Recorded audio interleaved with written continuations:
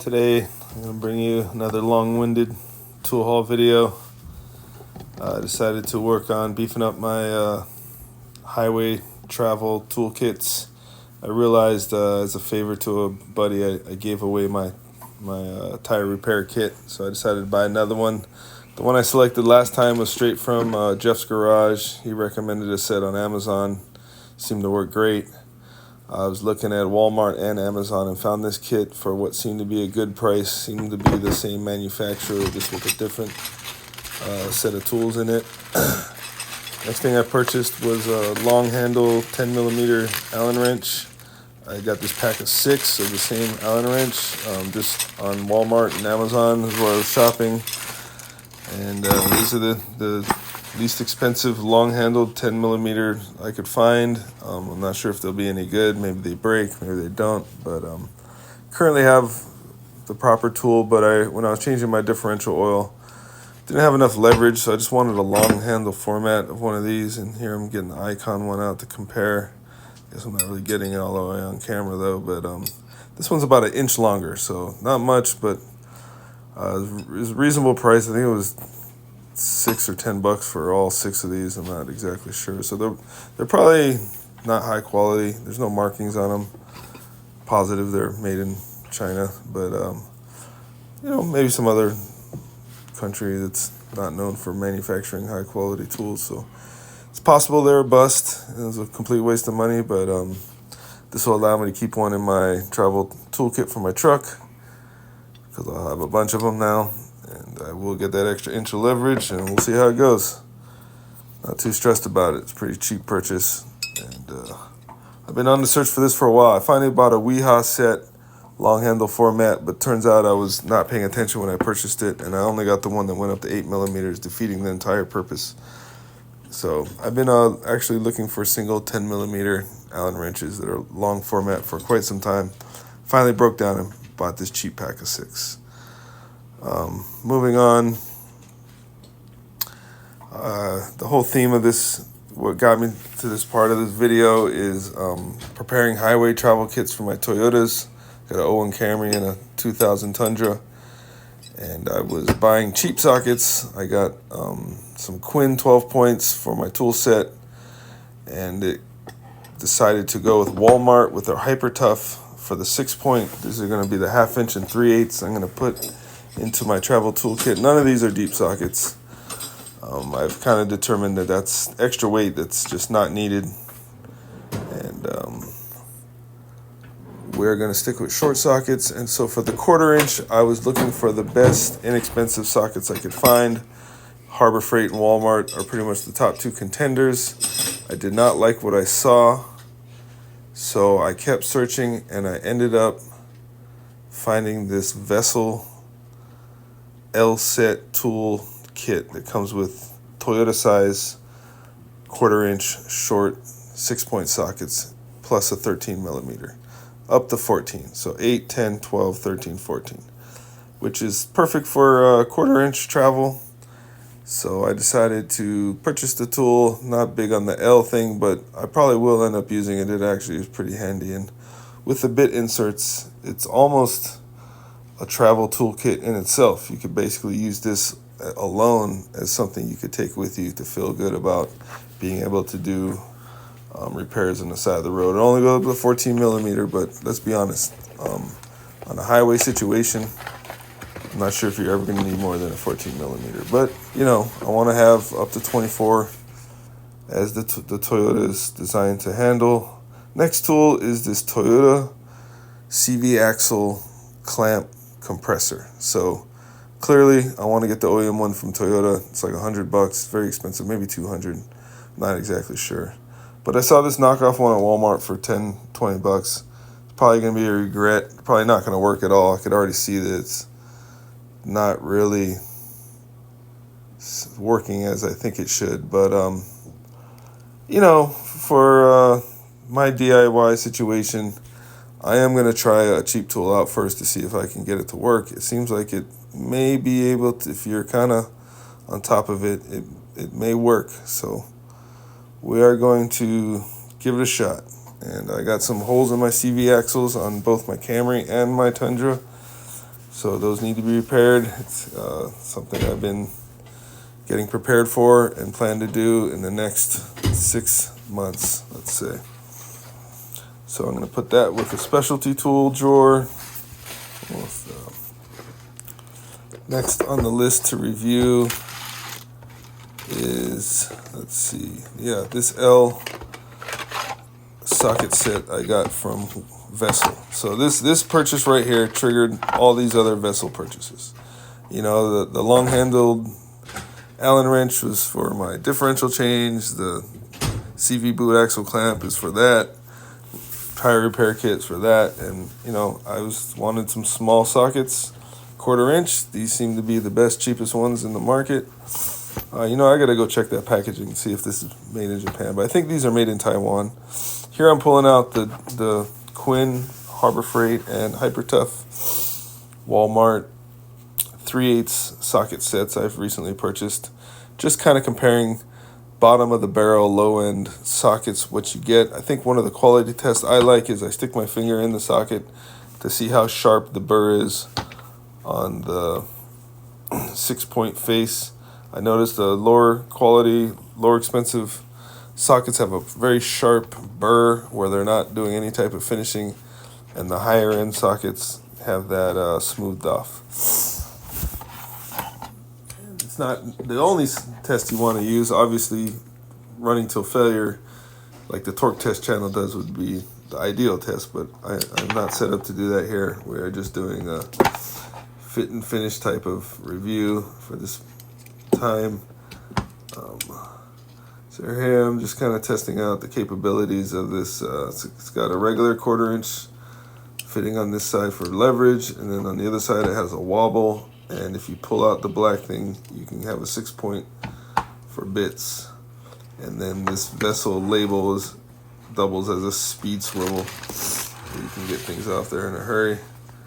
So as I was purchasing this, I have been watching a lot of videos about DIY tool sets, and this bit holder comes up quite a bit. I've never been a fan of, I have a few, they're all awkward, weird sizes that, you know, only have 1 or 2 bits, and none of them match. They're all secondhand. I never purchased any of them myself. I don't even know where I got them from, but this is the first time I've ever purchased a bit screwdriver. I always just like regular screwdrivers, but I noticed in my house that I'm running out of space in the little toolbox I've allocated, and I figured by getting this and a bunch of bit drivers, I could remove the screwdrivers, put them back in the main toolbox downstairs in the garage, and I can add more tools to my upstairs toolbox that I would actually need. I've also been wanting a power screwdriver for quite some time, and I'm not a big fan of ratcheting screwdrivers, but I am a fan of power screwdrivers. And after researching quite a bit, I decided to get a Vessel. I got the cheap one. It's not high torque, it's not high speed, and it's not the latest one. It's actually, here I am kind of testing the full tang feature on this bit driver. So I did some YouTube research, and this one was highly recommended.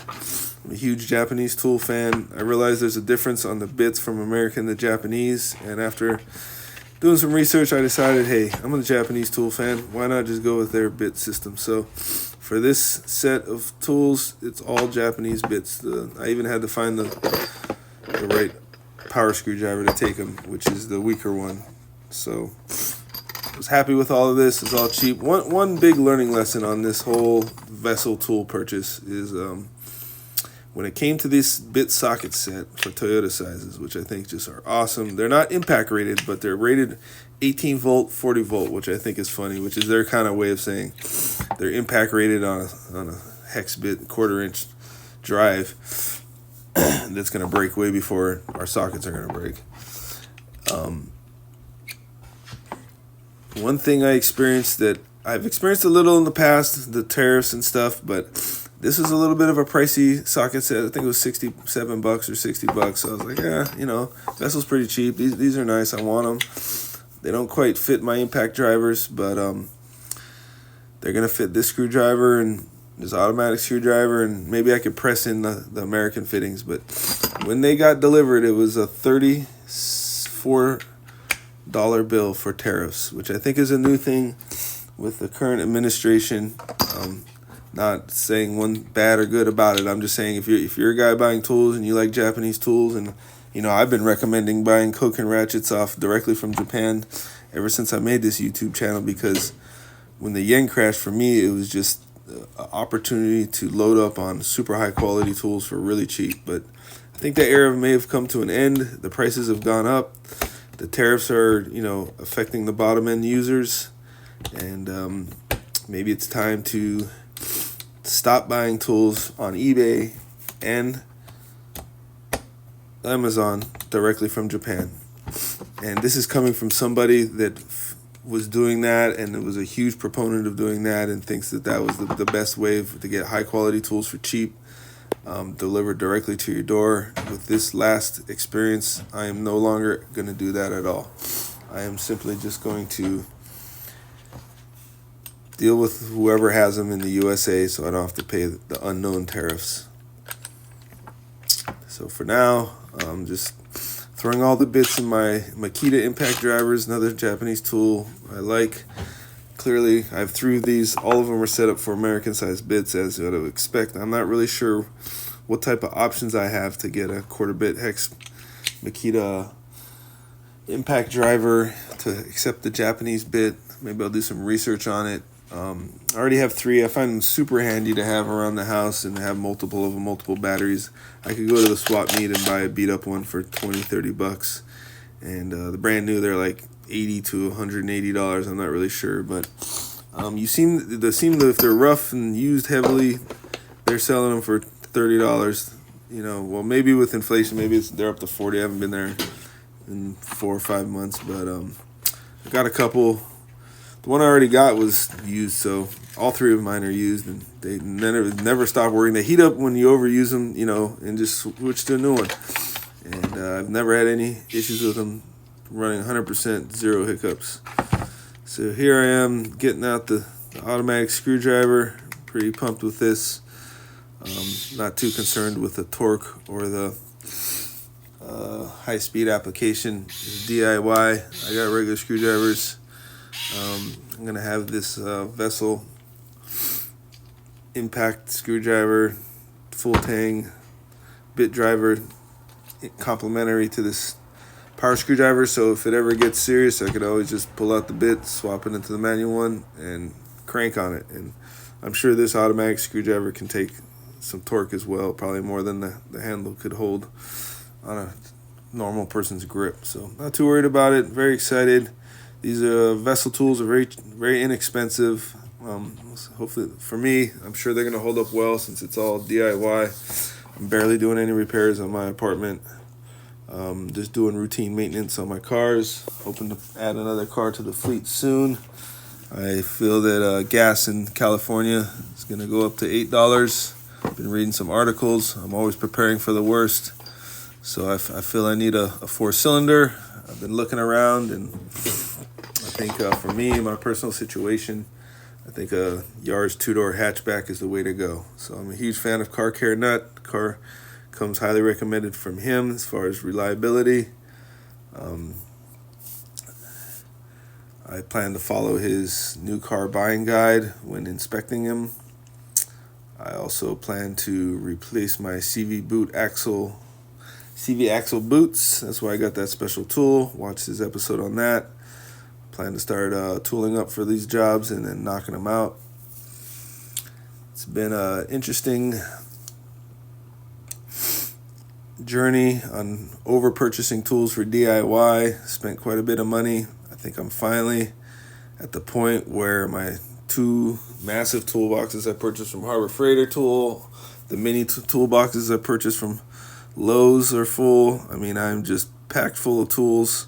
I'm sure there'll be more I need, but at this point, I am trying to stick to specialty tools. This vessel tool haul is kind of a stretch. I've always wanted a bit driver, but thought that they were, inferior to just having a regular screwdriver. Until I had a full set of really nice screwdrivers, I didn't really think about it too much.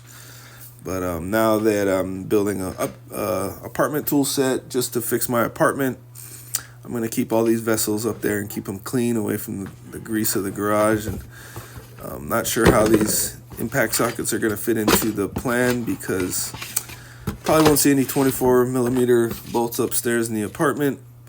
So maybe what I'll do is take the smaller ones with me up to the apartment, and probably not, because they're all Toyota sizes. So I'm going to leave those down in the garage. This box going upstairs with me. Keep it clean, apartment tool set, and I'm going to figure out how to either repress American size fittings, use them as is, and they might just follow the impact gun, which would be fine, or cut them down as I saw another guy do in a YouTube video and make them fit. So those are the options. That's the plan. And very, very happy with this tool purchase. As I mentioned, I don't have prices on everything, but the vessel stuff is very inexpensive, very low end, but hopefully high quality.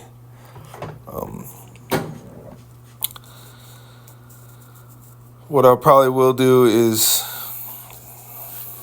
so here I am looking at a recent Koken socket I purchased, long, probably the most expensive socket I ever purchased in my life. I think this thing was $30.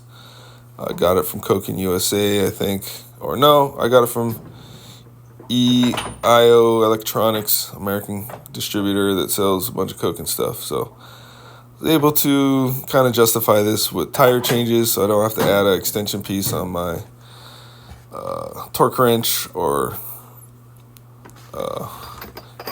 not impact driver, ratchet. Probably should have got the impact version of it. That probably would have been smarter, but it's okay. I've been doing everything by hand lately. I like the quiet Zen meditation of doing it by hand. Power tools are there if needed. Doing a big job, trying to get through stuff fast. We'll get on those power tools. But for now, trying to take my time, start early in the morning. So this is a Koken catalog of 2025 that I got for free from Koken USA. If they're still available, I highly recommend you do the same if you're a Koken fanboy like myself. There's nothing like sitting back, flipping through the catalog, and seeing every single product they make, and a clear description, well thought out diagrams, and just a full understanding of what they have.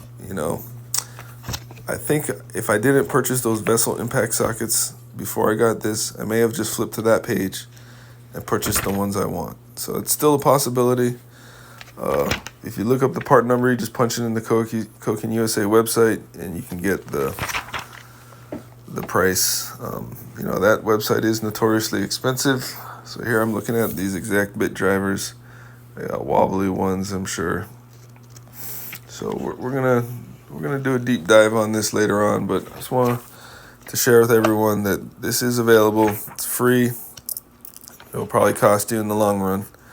Here I'm looking at the 3/4 inch part numbers for the extension pipes. I want to get a 800 millimeter one, so I'm eyeing that. It's like $170 on the Koken USA website, so definitely have no need for it. Just building up my larger end tool sizes that I probably will never use. But at this point, I remember going to 1/2 inch from 3/8 was such a huge revelation for me that I want to be beefed up and ready for 3/4 inch if it ever comes my way.